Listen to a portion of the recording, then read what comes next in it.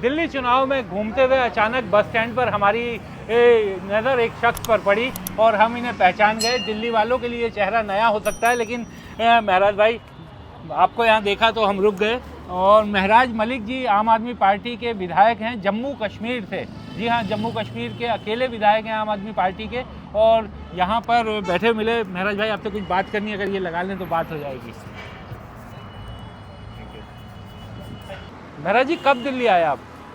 देखिए 2-4 दिनों से दिल्ली घूम रहे हैं। अच्छा। दिल्ली का माहौल देख रहे हैं। हाँ। अच्छा है। अच्छा, तो यहाँ बस स्टैंड पे क्या?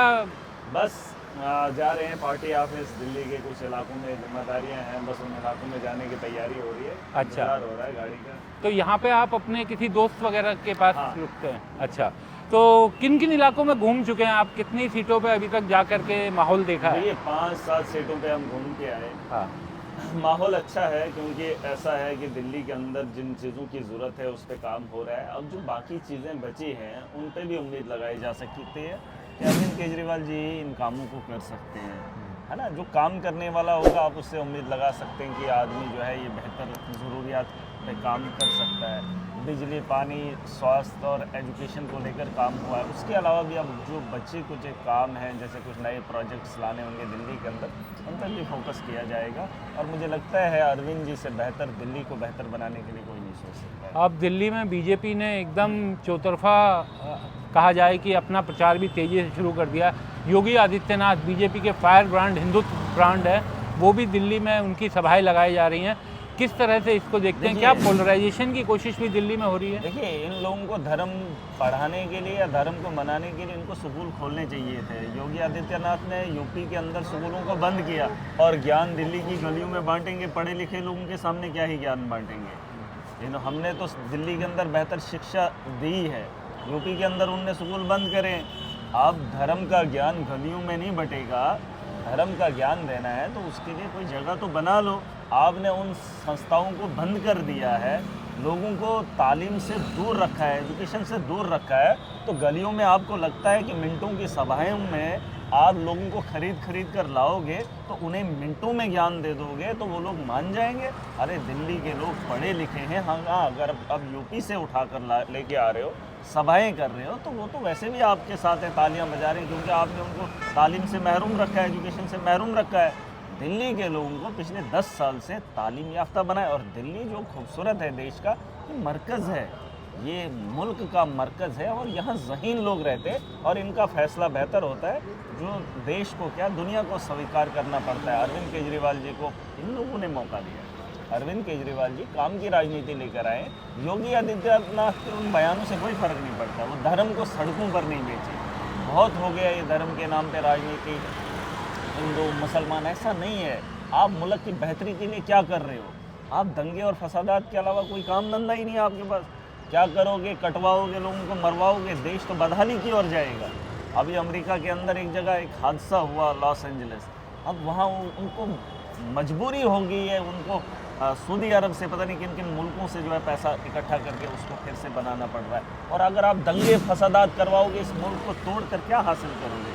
मुल्क बड़ा खूबसूरत है, जो पुराने लोग थे उन्होंने अपना योगदान दिया है। अब हमने इसको आगे बढ़ाना है और बढ़ाने की नीयत आपकी है नहीं। सत्ता को हासिल करने के लिए आप कुछ भी करोगे, लेकिन हम उन्हें कुछ भी नहीं करने देंगे। लोग जो है वोट की ताकत से उन्हें जवाब देंगे। लेकिन वो तो कहते हैं बटेंगे तो कटेंगे, एक रहेंगे तो सेफ रहेंगे। देखिए ये तरीका है उनका, इसमें कोई शक नहीं है। लोकतंत्र है, इस देश के अंदर जमहूरियत थी, लेकिन 70 साल 60 साल अगर आप देखेंगे इस देश के अलग अलग कोनों में असली मकसद पता नहीं था।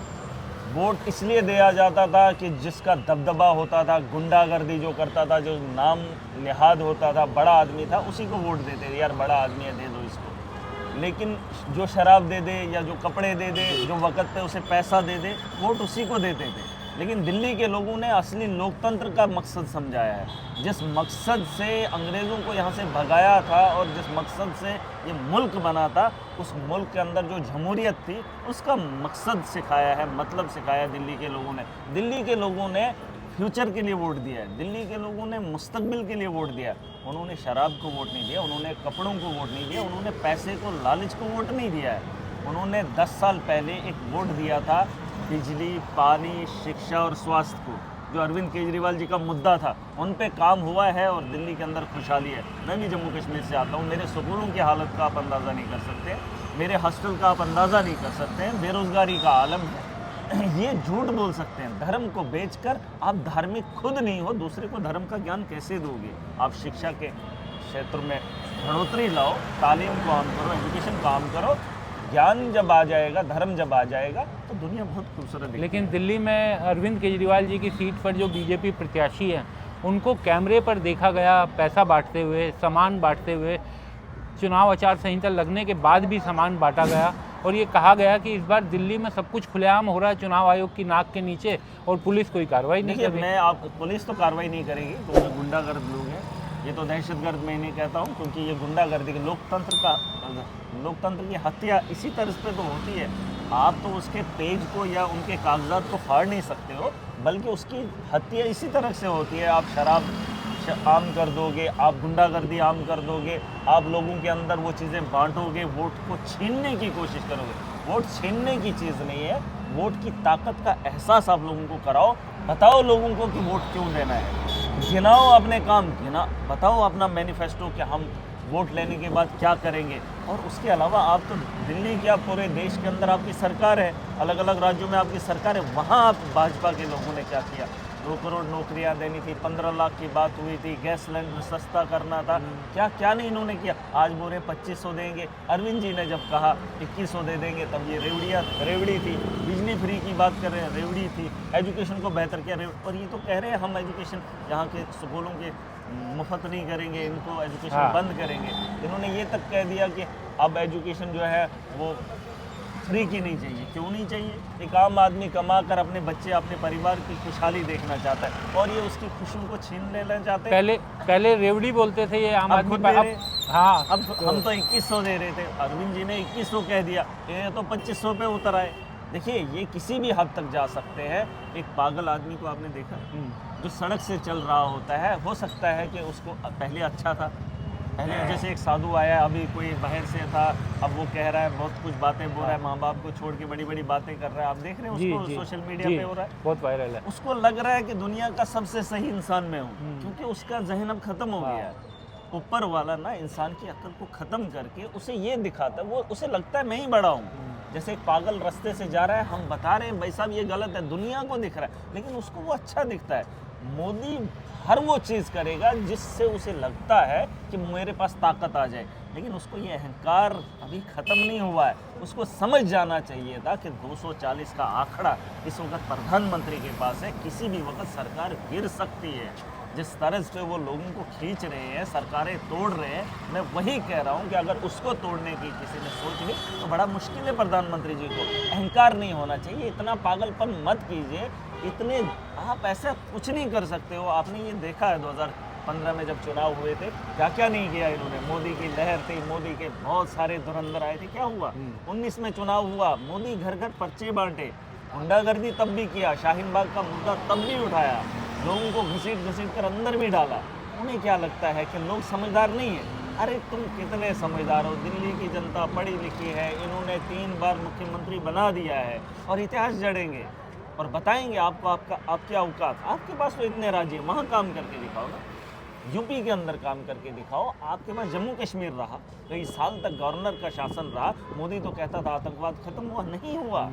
उसने तो झूठ बोला, वहाँ के लोगों को बताया था कि हाँ यहाँ पूर्ण राज्य देंगे और स्टेट का दर्जा देंगे, नहीं दिया। झूठ पे झूठ कितना। अरे लोग आज भी मांग कर रहे हैं, हमारी सरकार, वहाँ उमर अब्दुल्ला की सरकार भी कह रही है, अलायंस की सरकार है, हम भी मोदी जी से उम्मीद, मैंने तो कहा है कि आपके हाथ में है, दे दीजिए। जब तक आप प्रधानमंत्री हो तब तक आपको मांगेंगे, जिस दिन देश का प्रधानमंत्री बदल जाएगा तो उम्मीद उससे ज़्यादा होगी। बेहतर है आपने वादा किया आप पूरा करो। ऐसा नहीं है, इनको अहंकार है, इन्हें लगता है कि हम ताकत के दम पर, पैसे के दम पे अडानी को जो माल इकट्ठा दिया है उस माल का इस्तेमाल दिल्ली के लोगों में करेंगे। भाई दिल्ली राजधानी है, यहाँ हिंदुस्तान का दिल है, बस इस दिल को साफ रखना ये दिल्ली के लोगों की ज़रूरत है। अगर दिल साफ होगा तो पूरा जिस्म का, शरीर का वो जो ठीक रहता है। तो मुझे पूरी उम्मीद है, दिल्ली के लोगों पे भरोसा है, अच्छे को वोट करेंगे, काम को वोट करेंगे। हाँ जो बचे कुछ काम है, ऐसा नहीं कि काम सारे होंगे, जो बचे काम है उन पे काम किया जाएगा। मैं केजरीवाल जी पे पूरा भरोसा करता हूँ। दिल्ली की बेहतरी के लिए, दिल्ली के लोगों के ज़रूरियात के मुताबिक पॉलिसीज़ फ्रेम की जाएंगी। चाहे आपकी नई सड़कें बनानी है, फ्लाईओवर बनाना है, कोई भी मतलब पाइपलाइन बिछानी है या गली नाले बनाने हैं, तो मुझे लगता है अरविंद जी से बेहतर कोई नहीं करेगा। देखिए ना, सिंपल बात है, इन नेताओं के पास जाओगे तो ये बोलेंगे फलानी जगह दंगे हुए, अब फलानी जगह करने। जब आप अरविंद जी के पास जाओगे तो बोलेंगे भाई साहब कैसे तरक्की करनी है, कैसे मुल्क को आगे बढ़। फ़र्क है भाई, हाँ, बहुत फ़र्क है। इनके दफ्तरों में भी आप जाओगे तो यही बात होगी, कहाँ पे आज क्या किया, कहाँ पे ये पूछेंगे आज कहाँ पे कुछ क्या लोगों ने कहा, क्या कहीं कमी रही। मैं जानता हूँ, जब हम जाते हैं वापस तो पूछते हैं क्या किसी कमी को गिना, कोई बताया कि कोई काम हमने अधूरा छोड़ा, कि कोई काम हमने नहीं किया, कोई गलती हमसे हुई है, पता करो। ये पूछते हैं कहाँ पे दंगा करके आए, कितने दंगाई लेकर आए, और इस किस्म की राजनीति करेंगे। एक सवाल और पूछना चाहूँगा आपसे। AIMIM के सदर हैं असदुद्दीन ओवैसी, वो भी दिल्ली में रैली कर रहे हैं और अरे 2 भाई सीटें चुनाव लड़ रहे हैं वो। भाई साहब, मैं उस स्टेट से आता हूँ जहाँ पे जिस देश के अंदर सबसे ज़्यादा मुस्लिम मेजॉरिटी है। मैं कल भी एक सभा में था, थोड़ा गला बैठ गया था। मैं कह रहा था जिस असदुद्दीन ओवैसी की आप बात कर रहे हैं, पतंग जो उड़ा रहे हैं, जो आदमी उसे खींच रहा है वो ढोल किसी और के हाथ में, और जो तमाशा देख रहे हैं उनकी छतें कमज़ोर हैं। अच्छा, और अगर वो किसके हाथ जी?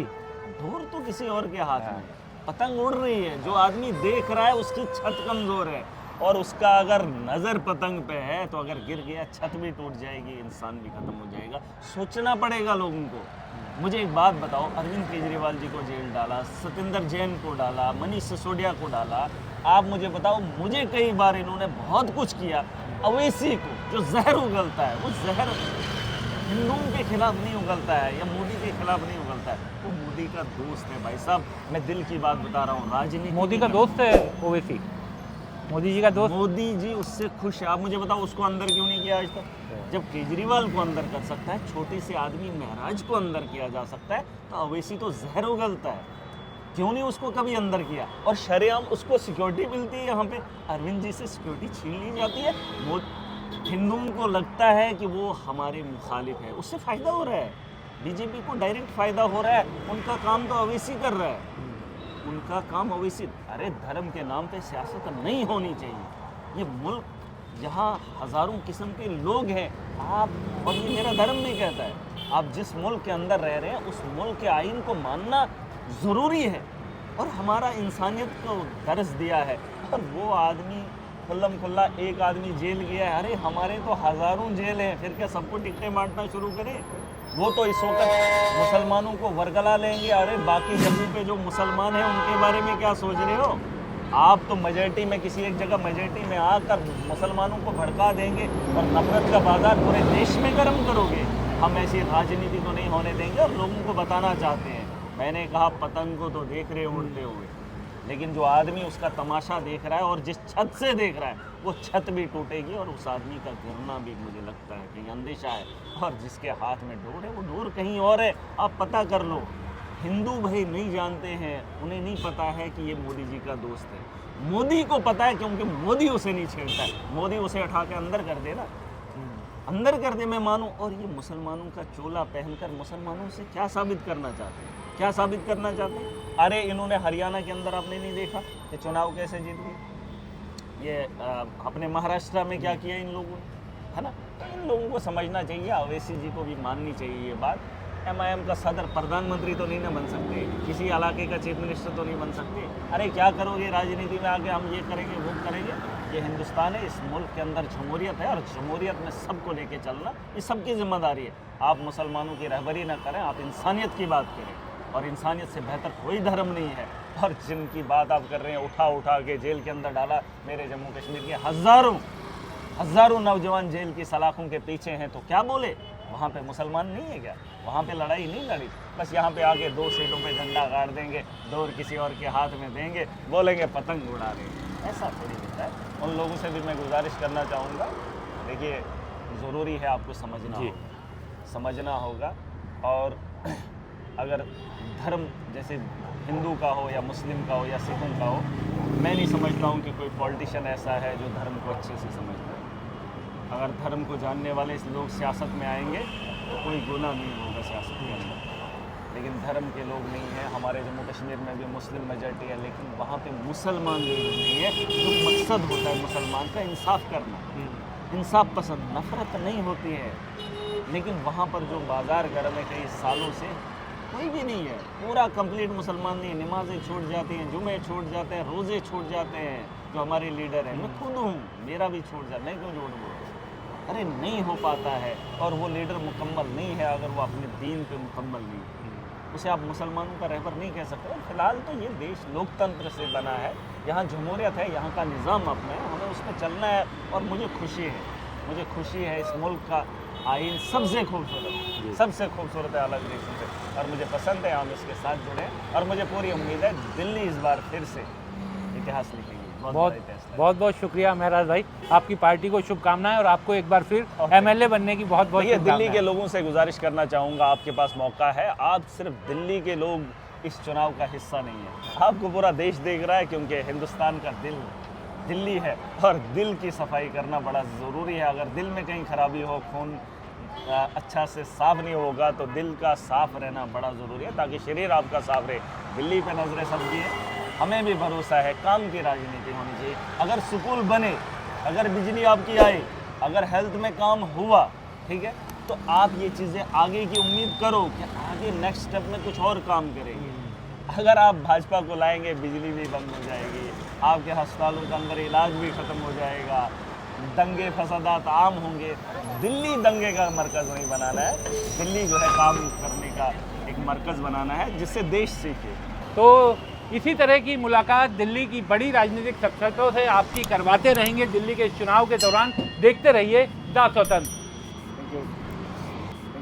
हमारे चैनल को कृपया लाइक करें, सब्सक्राइब करें और अपने साथियों से भी जरूर करवाएं। शुक्रिया।